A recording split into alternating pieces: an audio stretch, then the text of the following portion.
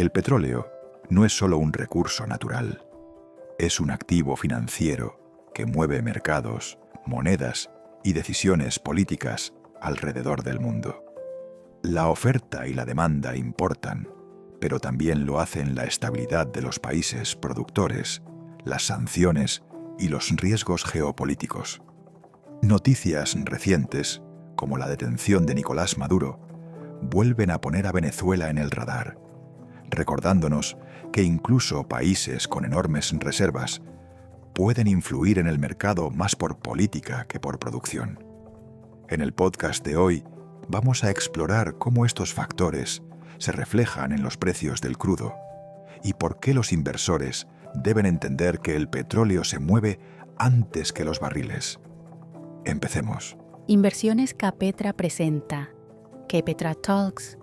Aprender sobre finanzas nunca fue complicado. El petróleo no es solo ese líquido oscuro que mueve nuestros coches. Es un complejo activo financiero, un torrente de datos y contratos que se negocian en mercados globales a la velocidad de la luz. Y hace apenas unos días, el tablero de ese mercado global se sacudió y mucho, con la dramática captura de Nicolás Maduro en Venezuela. Este evento no solo ha cambiado el mapa político, ha puesto sobre la mesa una pregunta fundamental, que intentaremos responder hoy. ¿Quién controla realmente el precio del crudo? Es la pregunta del millón, desde luego, y la respuesta es mucho más compleja de lo que parece. Nuestro objetivo hoy es precisamente ese, desentrañar esa red de factores. No hablamos solo de barriles físicos que salen de la tierra, hablamos de expectativas, de geopolítica, de flujos de capital. Vamos a explorar la doble vida del petróleo, como mercancía y como instrumento financiero, y sobre todo el impacto real que tiene esta reconfiguración del poder en un país con las mayores reservas del planeta. De acuerdo. Pues empecemos por ahí, por esa idea de la doble vida, porque me parece fundamental. Cada barril tiene una vida física. El crudo que se extrae, se refina, se consume. Y otra vida, mucho más frenética, que es la financiera. Un contrato en una pantalla. La gran pregunta es cómo se invierte en algo que, definitivamente, no quieres que te entreguen en la puerta de casa. Bueno, lo fascinante aquí es la sofisticación de los instrumentos que ha creado el mercado. Hay tres vías principales. La primera y la más importante son los contratos de futuros, nombres que oímos sin parar como West Texas Intermediate, el WTI o el Brent. Claro. Pero lo interesante es que no solo sirven para especular. Una aerolínea los usa para fijar sus costes de combustible para el año que viene, por ejemplo. Para protegerse de subidas. Le dan previsibilidad a la economía real. Exacto. Son el verdadero sistema nervioso del mercado, no solo un casino. Luego están los ETFs, los fondos cotizados. Que son más para el pequeño inversor, ¿no? Justo. Son la puerta de entrada. Te permiten exponerte al precio del crudo sin la complejidad de gestionar un futuro. Y, por supuesto, está la forma más tradicional, comprar acciones de empresas petroleras, desde gigantes como Chevron o ExxonMobil hasta empresas de servicios como Baker Hughes. Vale. El valor de todas ellas está, claro, muy ligado al ciclo del petróleo. Y toda esta maquinaria financiera nos lleva de cabeza a la gran paradoja de esta historia. Venezuela. Es que es el ejemplo perfecto de la desconexión entre la riqueza física, la que está bajo tierra, y la influencia real en el mercado. Las cifras son para caerse de espaldas. Venezuela posee las mayores reservas probadas del mundo, 303.000 millones de barriles. Eso es el 17% del total global. Una barbaridad. Y sin embargo, su producción actual es de apenas 1,1 millones de barriles diarios. En los 90 llegaron a producir 3,5. La conclusión es dolorosamente clara. Tener el petróleo no significa tener el poder. Es que el poder no reside en las reservas, reside en la capacidad de llevar esas reservas al mercado de forma fiable y predecible. Y para entender quién tiene esa capacidad, tenemos que analizar los 4 grandes pilares que sostienen el precio. ¿Vamos con ellos? El primero, lógicamente, es la oferta. Aquí el actor principal sigue siendo la OPEP+, esa alianza liderada por Arabia Saudí y Rusia. Que van con mucho cuidado ahora mismo. Con máxima cautela, han pausado los aumentos de producción para el primer trimestre de 2026 por miedo a inundar el mercado y hundir los precios. Pero la OPEP Plus ya no juega sola. Hay un contrapeso enorme de productores que no pertenecen a la alianza. Y ahí el crecimiento viene sobre todo de Estados Unidos con su famoso petróleo de esquisto, el shale, y de nuevos actores como Brasil, Guyana o Canadá. Y la has dado en una clave fundamental. El shale lo cambió todo. A diferencia de los megaproyectos de la OPEP que tardan años, un pozo de esquisto puede empezar a producir en meses. Es mucho más ágil. Le da a Estados Unidos una capacidad de respuesta que la OPEP simplemente no tiene. Ya no vivimos en una era de escasez, sino en una de abundancia gestionada. Me gusta ese concepto. La OPEP intenta poner un suelo al precio mientras el shale pone un techo, una tensión constante. Exacto. Vale. Ese es el primer pilar, la oferta. El segundo, entiendo, es la otra cara de la moneda, La demanda. Correcto. Y el motor de la demanda es la salud de la economía global. Toda la atención está puesta en el crecimiento de los grandes consumidores, Estados Unidos, por supuesto, pero sobre todo China.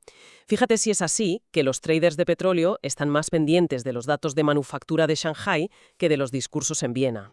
Cualquier señal de desaceleración o un avance rápido en la transición energética podría adelantar lo que llamamos el pico de demanda. Ese momento en el que el consumo mundial empiece a bajar de forma estructural. Justo.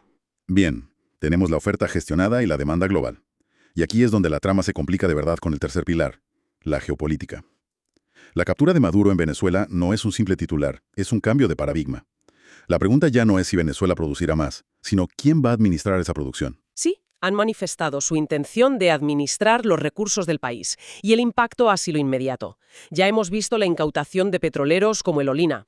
Se estima que entre 30 y 50 millones de barriles de crudo sancionado serán vendidos por el Departamento de Energía de Estados Unidos. Es una inyección de oferta que no estaba en los cálculos de nadie. De nadie. Y esto nos introduce en un concepto nuevo, la geopolítica administrativa. Las decisiones ya no se toman solo en Riad o Moscú, sino también en despachos de Washington. Y a esto le sumamos otros focos de tensión como las protestas en Irán o la crisis del Mar Rojo que, aunque no destruyen oferta, sí que complican todo. Claro, encarecen los costes logísticos y añaden una prima de riesgo al precio.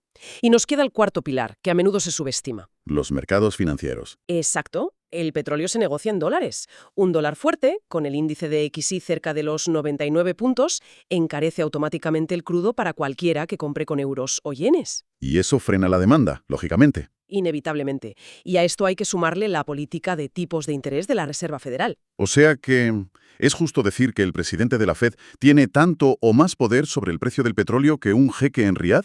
Pues en el entorno actual, sin duda. Con los tipos entre el 3,5 y el 3,75%, los bonos del Tesoro son muy atractivos. Compiten directamente con la inversión en materias primas. ¿Para qué arriesgarse en el crudo si puedes obtener un buen rendimiento sin riesgo? La política monetaria drena capital del mercado. Vale, entonces tenemos estas cuatro fuerzas enormes. La OPEP, la demanda frágil, la nueva geopolítica y el dólar. Todas tirando en direcciones distintas. ¿Cómo se refleja esa tensión en los datos? ¿Hay alguna forma de ver quién va ganando la batalla? La hay. El mercado tiene su propio lenguaje para esto y se lee en la curva de precios de los futuros. Hay dos conceptos clave. El primero es backwardation. Ocurre cuando el precio del petróleo para entrega inmediata es más caro que para entrega futura. Es una señal de escasez, ¿no? El mercado gritando, lo necesito ya. Exacto. Necesito el barril ahora mismo y estoy dispuesta a pagar una prima por él. Entiendo. Así que si el backwardation es necesito el petróleo ya, el contango sería lo contrario. Algo así como, mira, ahora mismo nos sobra crudo, así que te pago un extra si me lo guardas unos meses. ¿Lo he entendido bien? Lo has clavado. El contango es una señal de abundancia o exceso de oferta. Y la situación actual es muy reveladora. El mercado está transitando desde una backwardation prolongada hacia un contango que empieza a asomar. El miedo a la escasez se está disipando. Y tenemos datos muy concretos que confirman este cambio de sentimiento, ¿verdad? Sí, el termómetro más fiable es el diferencial entre el contrato de WTI para el mes siguiente y el de dentro de 7 meses. Esa diferencia se ha reducido a solo 47 centavos de dólar. Es su nivel más bajo en 20 meses. Esta es la prueba técnica. Pero aquí hay algo que no me cuadra. He visto que los últimos datos de inventarios de crudo en Estados Unidos mostraron una caída de 3,8 millones de barriles. En teoría, menos crudo almacenado debería presionar los precios al alza. Y sin embargo no lo hicieron. ¿Por qué? Esa es la aparente contradicción que confirma la debilidad de fondo. Porque si miras más allá del titular del crudo, verás que los inventarios de productos ya refinados se dispararon. La gasolina subió 7,7 millones de barriles y los destilados 5,6. Ah, La conclusión es cristalina. Las refinerías están produciendo a todo gas, pero el consumidor final no está comprando al mismo ritmo. Es una señal de demanda débil. El mercado ya no solo mira los pozos, ahora mira sobre todo los surtidores de las gasolineras. Con todo esto sobre la mesa, un mercado que vira a la abundancia, una demanda final débil y un cambio geopolítico masivo. ¿Cómo navega un inversor este entorno? Bueno, lo primero es asumir la volatilidad. Es la norma, no la excepción. Y la situación en Venezuela, aunque ahora esté bajo una nueva administración, es un volcán de incertidumbre. Reconstruir esa industria es una tarea titánica. Las estimaciones hablan de 183.000 millones de dólares de inversión en una década, y eso requiere estabilidad. algo que no está garantizado, ni mucho menos. Para nada. Entonces, si el precio parece estancado o bajista, ¿dónde están las oportunidades? Mencionabas antes a Vista Energy en Argentina, con costes de $4,4 por barril. Eso suena increíblemente bajo. Lo es. Es una combinación de geología favorable en Vaca Muerta y una eficiencia operativa brutal en la tecnología que usan. Y esa es la clave en este nuevo paradigma. El beneficio ya no está en apostar a que el precio suba, sino en encontrar la máxima eficiencia. En empresas con bajos costes. O en las empresas de servicios como Baker Hughes y refinerías como Valero. Ellas se beneficiarán de la reconstrucción de Venezuela independientemente de si el barril está a 70 o a $90. De hecho, fíjate, las acciones de Chevron, la única gran petrolera que quedaba allí, subieron un 5% justo después de la operación. Pero, y aquí vuelvo a Venezuela, ¿no es una visión un poco cortoplacista? Con la situación ahora en manos de EU, ¿no podrían decidir retrasar la vuelta de ese petróleo al mercado para mantener los precios estables y que esa percepción de abundancia se evapore? Es un punto excelente y es una posibilidad real. Sin embargo, hay que tener en cuenta la logística. No es como abrir un grifo. Años de desinversión han dejado la infraestructura venezolana en un estado ruinoso. Ponerla en marcha de nuevo llevará años, no meses. Vale. Así que, a corto y medio plazo, el mercado sabe que esa oferta no va a llegar de golpe. Es una amenaza de futuro, pero no una realidad inmediata. Y eso nos devuelve a la lección central de Venezuela. Que las reservas no equivalen a influencia inmediata. Exactamente. El potencial de Venezuela solo se materializará con esa enorme inyección de capital, estabilidad jurídica y seguridad. Es un proyecto a larguísimo plazo. Entonces, para recapitular, el precio del petróleo es el resultado de una partida de ajedrez global. En el tablero se enfrentan la disciplina de la OPEP+, la creciente oferta de países no miembros, cisnes negros geopolíticos como el de Venezuela y los vientos en contra de una economía frágil y un dólar fuerte. Y el paradigma de esa partida ha cambiado. Hemos pasado de una era de miedo a la escasez a una de abundancia gestionada. Y en este nuevo escenario emerge con fuerza esa geopolítica administrativa, donde las decisiones tomadas en Washington pueden tener tanto o más peso que una reunión de la OPEP en Viena. Y esto nos deja con una última reflexión para el futuro. Durante un siglo, el control del petróleo ha definido el poder geopolítico.